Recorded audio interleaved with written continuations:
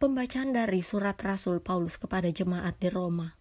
Sebab itu hendaklah dosa jangan berkuasa lagi di dalam tubuhmu yang fana, supaya kamu jangan lagi menuruti keinginannya.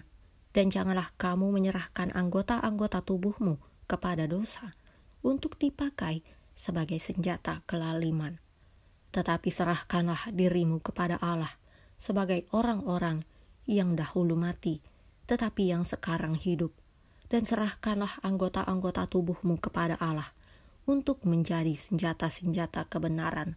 Sebab kamu tidak akan dikuasai lagi oleh dosa, karena kamu tidak berada di bawah hukum Taurat, tetapi di bawah kasih karunia.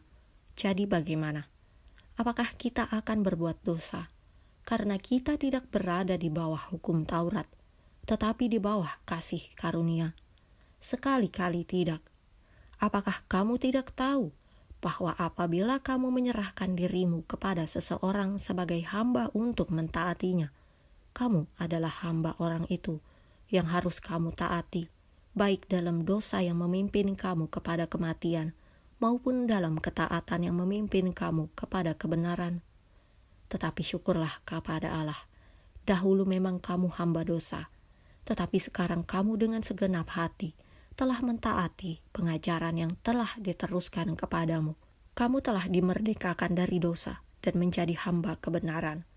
Demikianlah sabda Tuhan. Mazmur tanggapan, pertolongan kita dalam nama Tuhan. Jikalau bukan Tuhan yang memihak kepada kita, biarlah Israel berkata demikian. Jikalau bukan Tuhan yang memihak kepada kita, ketika manusia bangkit melawan kita, maka mereka telah menelan kita hidup-hidup. Ketika amarah mereka menyala-nyala terhadap kita, pertolongan kita dalam nama Tuhan, maka air telah menghanyutkan kita, dan sungai telah mengalir melingkupi diri kita. Maka telah mengalir melingkupi diri kita air yang meluap-luap itu. Terpujilah Tuhan yang tidak menyerahkan kita menjadi mangsa bagi gigi mereka. Pertolongan kita dalam nama Tuhan. Jiwa kita terluput seperti burung dari jerat penangkap burung. Jerat itu telah putus dan kita pun terluput.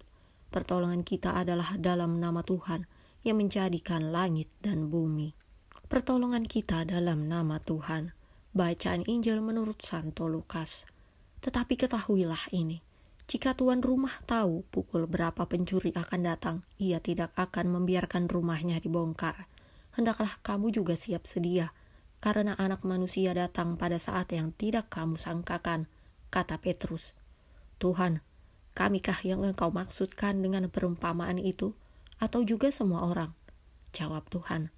Jadi, siapakah pengurus rumah yang setia dan bijaksana, yang akan diangkat oleh tuannya menjadi kepala atas semua hambanya, untuk memberikan makanan kepada mereka pada waktunya?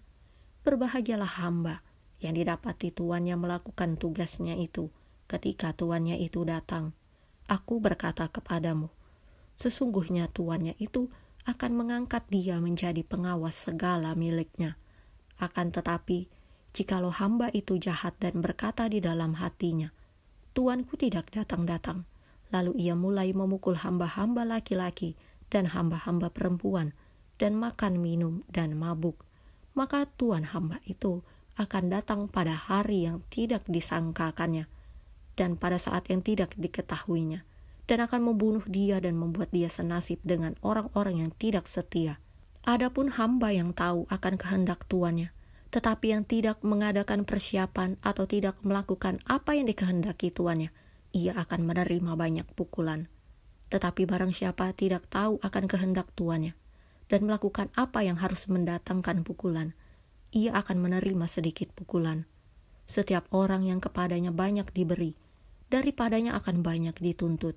Dan kepada siapa yang banyak dipercayakan, daripadanya akan lebih banyak lagi dituntut.